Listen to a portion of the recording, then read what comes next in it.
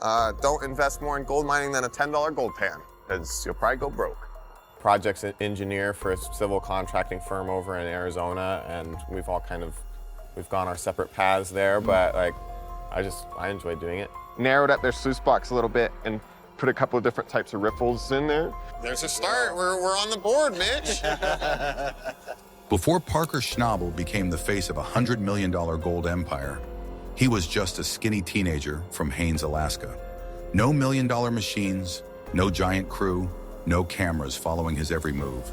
Just raw ambition, a stubborn streak, and a dream bigger than the Yukon itself. But how does a 16-year-old boy, barely out of school, go from shoveling dirt in freezing weather to running one of the most successful mining operations in modern gold rush history? The truth is far more complicated and far more dramatic than the show ever revealed. The rise of a young miner. Parker grew up in a mining family.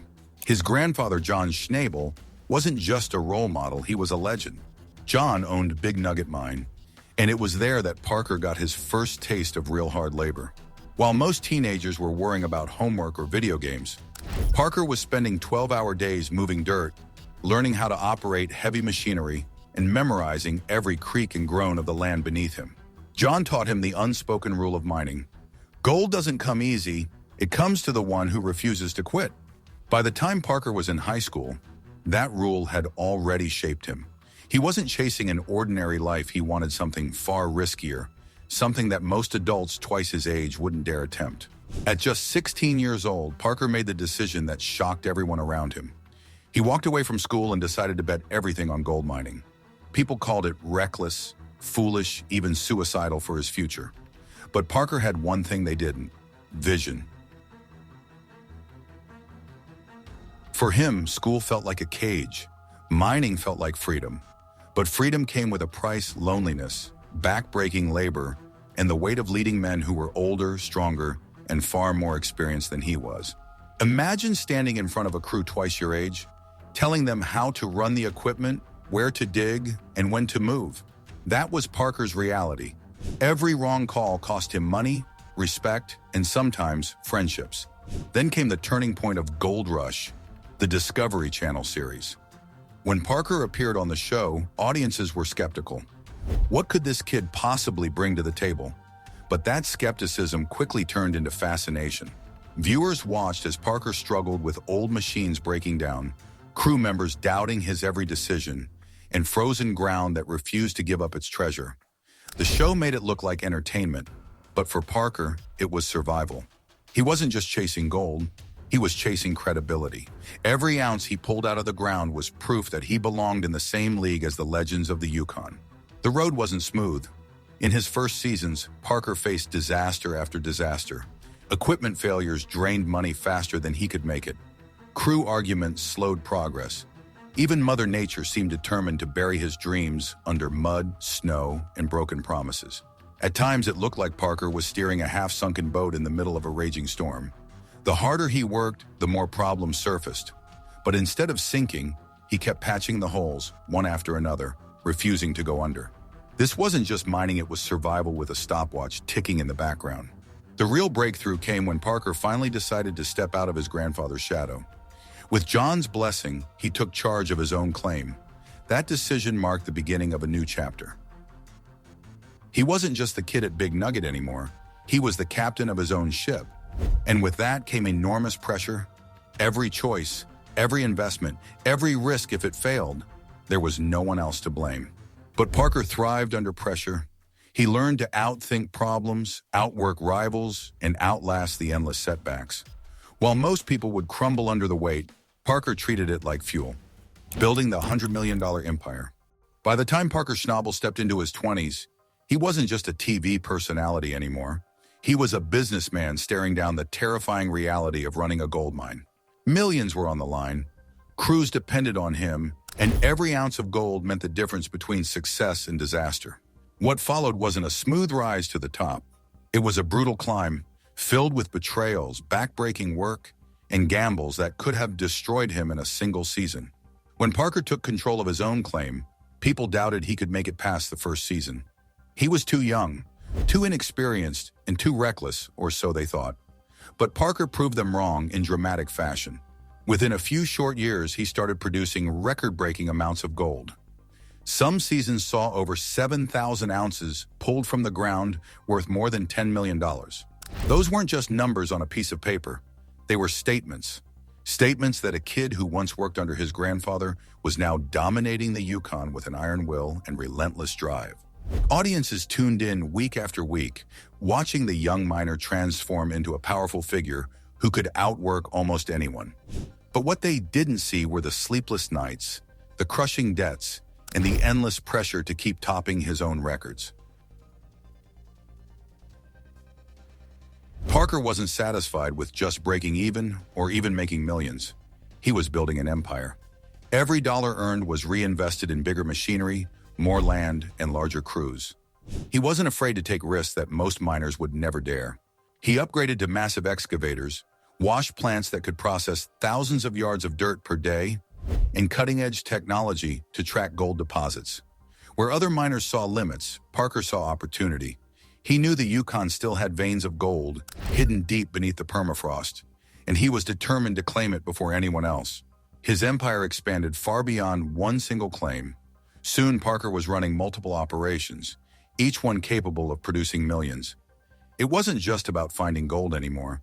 It was about control, influence, and securing a legacy that would outlast him. But an empire is never built alone. Parker needed a team, and that's where the cracks began to show. Running a crew of seasoned miners wasn't easy, especially when many of them had more experience than Parker himself. Take Rick Ness, his close friend and foreman. Their relationship was built on loyalty, but money and ambition have a way of straining even the strongest bonds. Tensions rose as Parker pushed harder, demanding longer hours, stricter discipline, and higher results. Not everyone was willing to bleed for his empire. Then there was Chris Dumit, a miner who became a fan favorite. For Chris, working under Parker meant balancing respect with frustration. Every misstep risked Parker's explosive temper. And while Parker inspired loyalty, he also inspired fear. One wrong move could cost someone their job, and with it, their livelihood. These conflicts weren't just behind-the-scenes drama. They were the real cost of success. For Parker, keeping the crew motivated while keeping the gold flowing was like juggling fire with bare hands. One slip, and everything could go up in flames. While Gold Rush made Parker a global celebrity, the cameras only told part of the story. Viewers saw jackpots, shiny nuggets, and dramatic weigh-ins, but they didn't see the lawsuits, the breakdowns, or the financial risks that threatened to crush everything. Yes, Parker earned millions from the show itself, but the empire wasn't built on TV checks alone. The real money came from ounces pulled out of the ground. And for every successful season, there were moments when he risked all mortgaging claims, buying machines he couldn't yet afford, and betting the farm on dirt that might hold nothing at all. It was a high-stakes game where one bad season could wipe out everything, and Parker knew it. What's the price of a $100 million empire? For Parker, it meant sacrificing almost everything else. Relationships fell apart under the weight of his obsession with gold. His romance with Ashley Ewell ended because Parker couldn't step away from the mine long enough to focus on anything but work. Family time? Almost non-existent.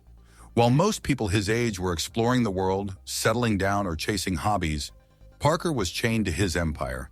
The Yukon dirt became both his home and his prison. And yet he kept pushing. Because for Parker, stopping wasn't an option. He wasn't just mining for gold. He was mining for validation, for proof that he was more than just a reality TV star.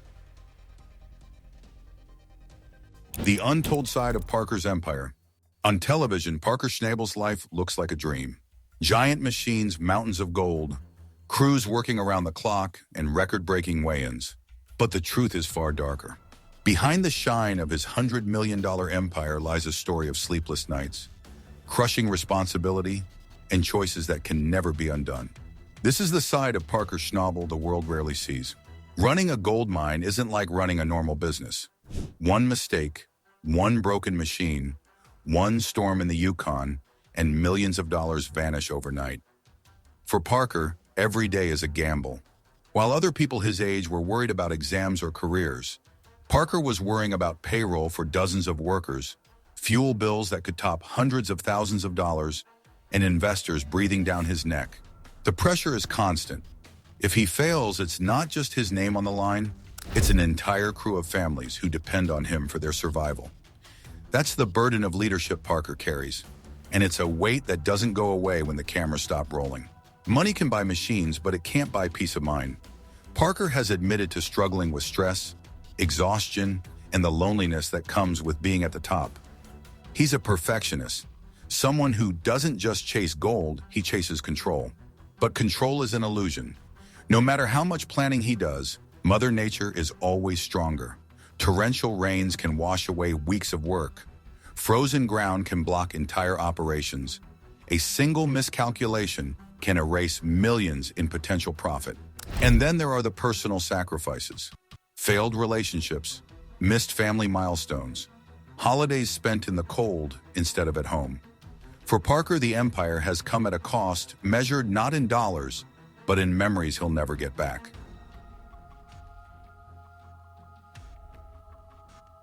What most fans don't realize is that Parker is constantly walking a financial tightrope. Expanding operations isn't cheap. Claims cost millions. New machines cost millions more. Even small upgrades can burn through cash at terrifying speed. Every time Parker buys a new claim or invests in a new wash plant, he's betting big. Some bets pay off, leading to jackpots worth tens of millions. Others leave him scrambling to recover losses. It's not a steady climb, it's a roller coaster, one that could derail at any time. Yet Parker thrives on that gamble. He's not the type to play it safe. To him, risk isn't just part of the game, it's the whole game. Perhaps the biggest untold part of Parker's empire is the question of legacy. His grandfather, John Schnabel, built a foundation not just of mining, but of values of hard work, persistence, and family. Parker inherited those lessons, but the empire he's built is something else entirely. Will it last? Will Parker's empire survive beyond the TV show? Beyond the next gold season? Beyond Parker himself? That's the unanswered question. He's brought his family's name into global fame, but fame is temporary. Gold runs out, shows end, empires fall.